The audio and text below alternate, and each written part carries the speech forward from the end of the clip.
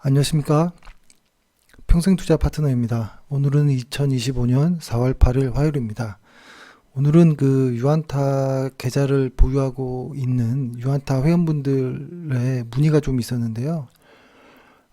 현재, 그러니까 사실 이런 어떤 상황이 올 줄은, 이렇게까지 많이 주식이 하락할 줄은 뭐 대부분 예측하지 못했잖아요. 그래서 어, 이런 현재 상황에서 이렇게 주식을 들고 있는 상태에서 계좌가 물려 있을 때 어떻게 하는 것이 좋을까에 대한 이야기를 좀 했는데요. 그래서 오늘 제 주제도 현실적인 현재 상황에서의 대안이 어떤 것이 좋을지 한번 제 생각을 한번 이야기를 해보고 한번 투자에 참고해 보시면 어떨까 이런 생각을 합니다. 일단 밤사이에 가짜뉴스 뭐 이런 게 좀 나와가지고 주식이 좀 들썩들썩 했습니다. 이게 S&P 500이라는 무거운 지수가 이렇게 움직였다고 좀 보기 어려울 정도로 상당히 변동성이 컸었거든요. 그리고 한국 시장도 음, 이렇게 지금 업종을 좀 이렇게 놓고 보면 업종들이 좀 움직였던 애들이 있습니다. 오늘 그런 어떤 가짜뉴스 어떤 이런 내용들로 인해서 이게 사실 뭐 앞으로 시장이 좋아진다면 혹시 얘네들이 주도주가 될 수도 있겠다 하는 애들이 어떤 느낌이었습니다. 그러니까 시장이 반등할 때 가장 먼저 움직였던, 그러니까 조선, 방산, 반도체, IT, 화장품, 건설 얘네들이 가장 빠르게 움직였다라는 것을 좀 확인은 할 수 있었습니다. 근데 이런 것들이 아직은 시장이 변한 것이 아니니까 지금 막 급하게 뭘 사야겠다 이런 생각은, 어떤 종목, 어떤 섹터를 사야겠다 이런 생각은 저는 지금은 하지 않고 있습니다. 이게 시장이 바뀌었을 때, 시장 색깔이 바뀌었을 때 어떤 업종이 주도주가 될지는 사실 오늘 하루로는 알 수 없는 부분이 있거든요. 그래도 오늘 이렇게 이런 업종들이 움직였구나를 좀 지켜봤다 정도로만 이해해 주시면 좋을 것 같고요. 오늘 또 이런 뉴스들이 또 나왔는데요.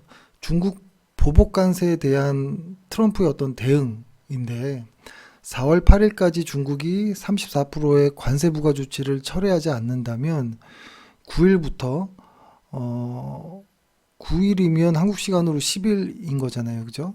50% 관세를 중국에게 추가로 부여하겠다라고 경고를 했는데, 그리고 다행히도 다른 국가들에 대해서는 즉시 협상을 시작하겠다 이런 이야기가 있었거든요. 근데 일단은 뭐 다른 국가들에 대한 협상은 아주 듣기 좋은 내용이긴 하나, 중국과의 어떤 무역 전쟁 요 부분이 가장 핵심인데 이것에 대한 것은 아직 나온 내용이 없거든요. 근데 이제 잘 생각해 보면 이렇게 중국에 또 50% 추가 관세를 매긴다는 게 이게 말이 되는 소린가? 라는 상식선에서 생각했을 때 말이 안 된다라는 생각은 확실히 드는 것 같아요. 그 상호 관세를 이런 식으로 한다? 이거는 확실하게 조금 무리하다, 혹은 협상용이다, 이러한 생각이 상식적으로 들고, 그 다음에, 어, 근데 만약에 트럼프가 분명히 이건 무리한 측면이 있기 때문에 나중에 어느 정도 완화될 가능성은 모두 다 시장에서 예상은 하는 것 같아요. 근데 만약이라도 이것이 4월 9일 날 중국에게 어떤 관세를 매긴다, 연기되지 않고 관세를 매긴다면 증시는 다시 한 번 더 폭락할 수 있지 않을까 이런 생각을 합니다. 근데 여기에서 이제 생각해 보는 것은, 만약에 관세 유예를 한다라고 했을 때 시장이 바로 V자 반등이 가능할까라는 생각을 해야 되잖아요. 이제 시간이 다 와가니까. 저는 과거 사례를 보면 어느 정도 기간 조정이 있을 것이다라는 생각을 합니다.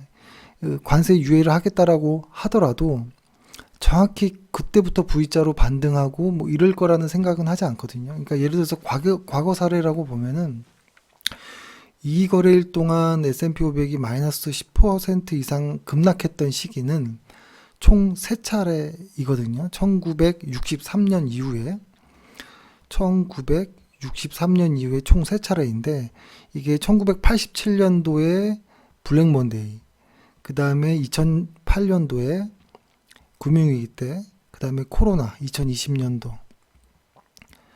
근데 사실 요 때는 조금 의미를 부여하지 않고 저는 과거의 2008년 이후와 이전 세대는 좀 다른 것 같아요. 유동성이 워낙 다르기 때문에. 그래서 이 최근에 바뀐 시장에서의 의미를 찾아본다면 2008년과 2020년도의 코로나인데 요때의 시장 바닥은 다른 어떤 이야기가 나왔을 때보다도 연준의 유동성 공급이라는 어떤 트리거가 시장을 바닥으로 만들었거든요.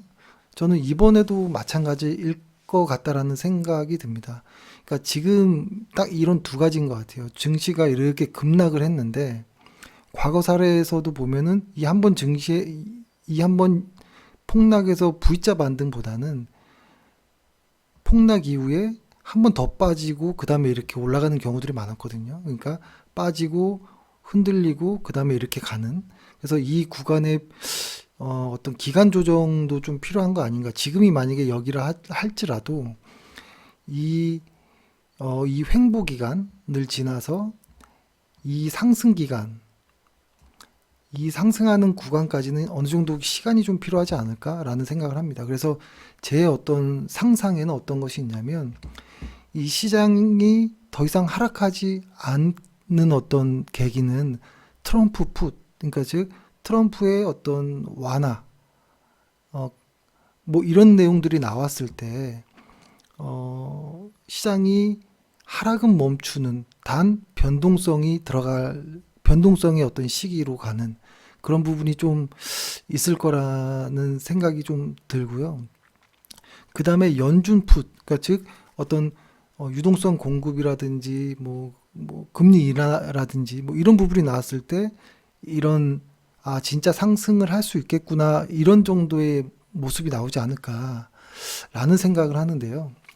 근데 이렇게 과거 사례랑 비교했을 때 특히 PBR의 관점에서 본다면 이거를 코로나 때를 비교하는 게 맞나 싶은 생각도 듭니다. 근데 이 PBR의 관점에서 보면 일단 가장 최근의 걸로만 이렇게 좀 볼게요. 08년도 금융위기 때 후행 PBR로 봤을 때 0.81배까지 PBR이 떨어졌거든요. 그리고 19년도 8월에 미중 무역 분쟁일 때 2019년도 때는 0.8배까지 떨어졌어요. PBR이. 그리고 22년 9월 달에 러우 전쟁 때 0.83배까지 떨어졌어요. 그리고 이제 코로나 같은 경우에는 이게 아주 순간적으로 그때 급락했잖아요. 그때 제가 방송했던 기억도 나는데 월간 차트상에 볼린저 밴드의 6 시그마, 6 표준 편차를 넘어가는 거의 불가능에 가까운 정도 수준까지 갔었던 기억이 있거든요. 그때 코로나가 2020년이니까 2020년도 3월 달에 0.59배까지 PBR이 빠졌던 적은 있는데 이것은 저는 항상 이렇게 무언가를 이렇게 과거 데이터를 이야기할 때 코로나는 좀 빼고 봐야 되지 않을까라는 생각을 합니다. 이때는 사실 그 예측 불가능했던 블랙스완이었잖아요. 근데 현재 트럼프 관세는 알려진 악재이고 어느 정도는 알려진 이렇게까지는 몰랐겠지만 어느 정도 알려진 주가 조정이라는 점에서 분명히 다른 부분이 있고 현재 PBR은 0.79배 현재는 0.79배까지 왔거든요. 요렇게 현재 그러면은 과거 금융위기 그리고 러우 전쟁 그쵸? 이때가 러우 전쟁 22년도가 러우 전쟁이죠.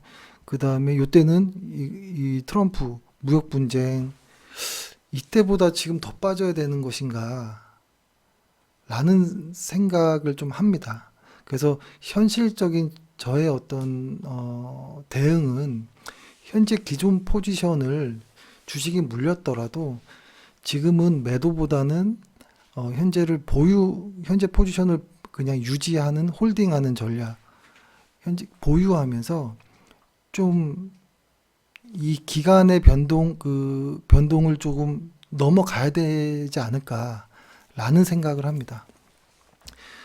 그 기간의 변동이라고 했던 건 아까 말씀드렸던 것처럼 시장이 빠지고 V자 반등으로 가는 것은 솔직히 조금 힘들 거라는 과거 사례를 통한 이야기를 했었고, 하락 이후에 어느 정도 변동 이후에 연준 풋으로 인한 상승 모멘텀까지, 그러니까 트럼프 풋과 연준 풋이 나올 때, 그러니까 즉 연준에서 어떤 액션이 나올 때까지는 현재 기존 포지션을 유지하는 것도 어떨까라는 생각을 하고요.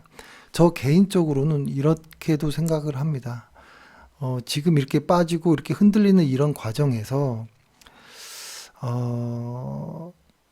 기업의 실적이 좀 변하는 애들이 있을 수 있거든요. 안 좋게. 그런 애들은 차라리 코덱스 레버리지로 교체 매매를 하는 것도 어떨까라는 생각도 해봅니다. 네, 오늘 이렇게 일단은 방송은 이 정도로 하고요. 이게 시장이 가짜 뉴스에 휘둘릴 만큼 펀더멘털이 많이 약해진 부분이 있습니다. 그래서 더욱더 주의해야 될 필요가 있고, 뭐뭐 한다더라 이런 뉴스보다는 실제 트럼프 입에서 어떤 내용이 나오는지, 연준 파월 입에서 어떤 내용이 나오는지 요 두 가지가 아니라면 시장은 여전히 변동성 안에 있지 않을까라는 생각을 해봅니다. 아무튼 오늘 고생 많으셨고, 내일 이번 주도 힘들 겁니다. 아마 이번 주 가장 힘들 것 같은데 그래도 화이팅 하시기 바랍니다. 감사합니다.